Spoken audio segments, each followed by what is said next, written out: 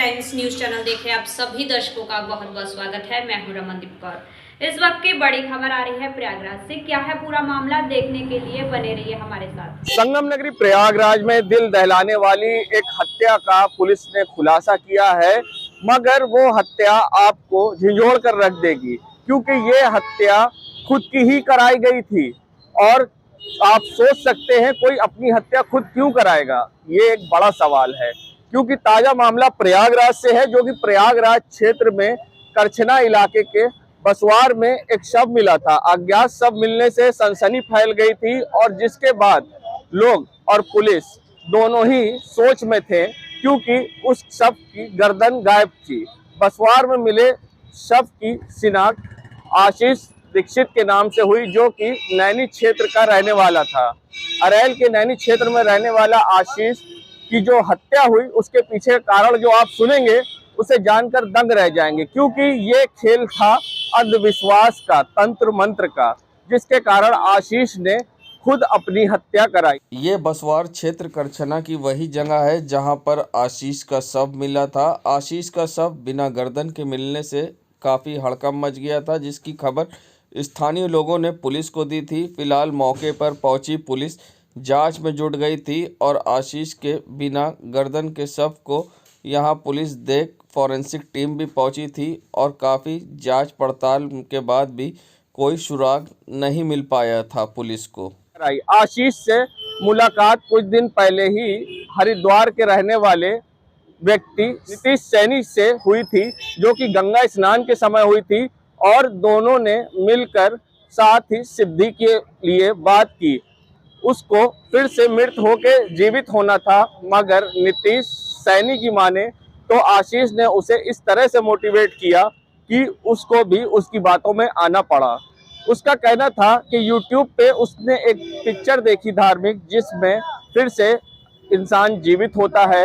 नीतीश सैनी को जहां पुलिस ने हिरासत में लेकर कड़ाई से पूछताछ की तो उसने बताया मृतक आशीष दीक्षित के साथ लगभग 5-6 महीने से परिचित था। उनका परिचय हर की पौड़ी में हरिद्वार में गंगा स्नान के समय हुआ था। नीतीश सैनी साधारण परिवार से था, जो अपने भविष्य को लेकर काफ़ी परेशान था। आशीष द्वारा उसे पूजा पाठ व देव शक्ति के माध्यम से उसका भविष्य अच्छा करने की बात कही जाती थी। आशीष की बातों से प्रभावित होकर नीतीश सैनी हरिद्वार में उसके साथ किराए के कमरे पर रहने लगा। इस दौरान नीतीश ने अपनी प्राइवेट नौकरी भी छोड़ दी थी और उसे विश्वास था कि देव शक्ति फलस्वरूप उसका भविष्य परिस्थितियां सुधर जाएंगी। इस दौरान नीतीश के सारे खर्चे आशीष दीक्षित ही उठाता था। नीतीश हर समय आशीष के साथ रहता था, जिसका उसके परिजनों ने विरोध भी करते थे। बाद में आशीष नीतीश उसके ऊपर खर्च किए सारे पैसे मांग करने लगा, जिस पर नीतीश परिस्थितियां सुधरने पर उसके पैसे वापस करने की बात कहता था। नीतीश सैनी आशीष के साथ हरिद्वार से चलकर वाराणसी, कानपुर, प्रयागराज आकर होटल में साथ रहा और 8 दिसंबर को दोनों प्रयागराज से विंध्याचल धाम जाकर दर्शन भी किया। वो हरिद्वार से लेके आए थे, वाराणसी को होते हुए घूमते फिरते हुए जहाँ गए हैं वहाँ से वो यही बातें करते आ रहे थे कि इस तरीके से कार्य करना है। उस हत्या वाले दिन बस यही हुआ था कि उन्होंने जो जगह डिसाइड की थी वहाँ पे पूजन करके फिर उन्होंने जैसे बोला था वैसे काम करके हम वहाँ से गंगा जी में प्रभावित करके रेलवे स्टेशन चले गए थे। उसके बाद फिर हम हरिद्वार चले गए, उसके बाद का हमको मालूम नहीं। तो हाँ, पहले भी किए हैं और उनके पास काफ़ी फ़ोन आते थे कि सर हमारे यहाँ ये समस्या है, तो वो कहते थे कि कोई बात नहीं। 1-2 जगह वो गई भी हैं और कहीं से साड़ी लेके आते थे, कहीं से कुछ लेके आते थे। कहते थे कि हम बांग्लादेश जा रहे हैं, वहाँ से सामान लाना पड़ेगा। हमारी मुलाकात हल्की पौड़ी हरिद्वार पे हुई थी स्नान करते हुए जी नीतीश सैनी, जिसको लेकर ये हत्या का पूरा मामला अब पुलिस के द्वारा खुलासा हुआ है। वहीं पुलिस ने इस पर प्रेस वार्ता करते हुए खुलासा भी किया है और साथ ही चौंकाने वाली बातों को भी सामने लाया है कि किस तरह से आशीष ने नीतीश को समझाया और इन 5 महीनों में किस तरह से उसे हरिद्वार से प्रयागराज लाया और किस तरह से तंत्र मंत्र अंधविश्वास के चक्कर में ये हत्या को अंजाम दिया गया।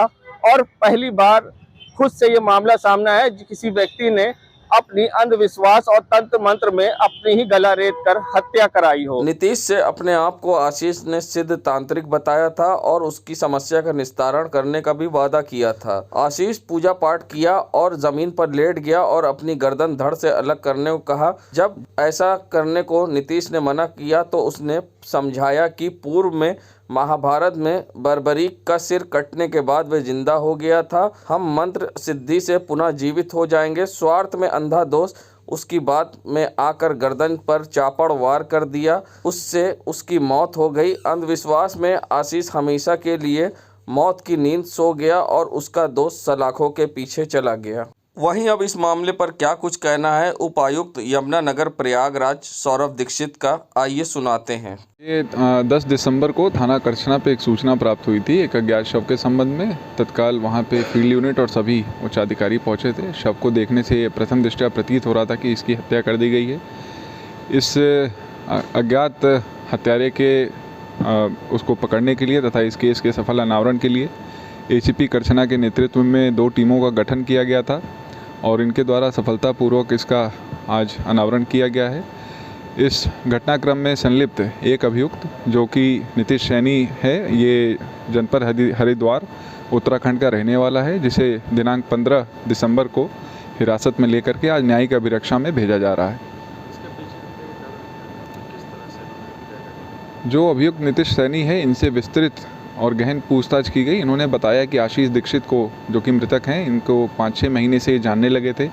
आशीष दीक्षित इन्हें अपने साथ कर्मकांड, पूजा पाठ, तंत्र मंत्र की बातें सिखाने के लिए अपने साथ रखने लगे थे। इन लोगों का ये उद्देश्य था कि ये लोग कोई ऐसी तंत्र सिद्धि कर लें जिससे व्यक्ति मृत्यु के उपरांत पुनर्जीवित हो जाए, और इसी बहकावे में ले करके उन्होंने जो अभियुक्त हैं उन्हें संतुष्ट और कन्विंस कर लिया कि उनके ऊपर प्रहार कर दें। वो प्रहार जो था वो प्राणघातक था और इसी घटनाक्रम के चलते उनकी मृत्यु हो गई। हम जनता से अपील भी करना चाहेंगे और बताना भी चाहेंगे, पुलिस ने जो जानकारी दी है वो काफी चौंकाने वाली थी, जो कि आपने खुद सुना कि क्या कुछ कहना था इस पूरे मामले पर पुलिस के अधिकारियों का, किस तरह से उन्होंने खुलासा किया, क्या पूरा मामला था।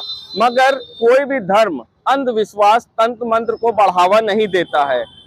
इस तरह की चीजों से दूर ही रहना चाहिए, क्योंकि जिंदगी एक है जो कि बहुमूल्य है। वर्ल्ड मीडिया टाइम्स के लिए सैयद मोहम्मद आमिर, प्रयागराज। देश दुनिया की खबरों के लिए world media times news channel को सब्सक्राइब करें।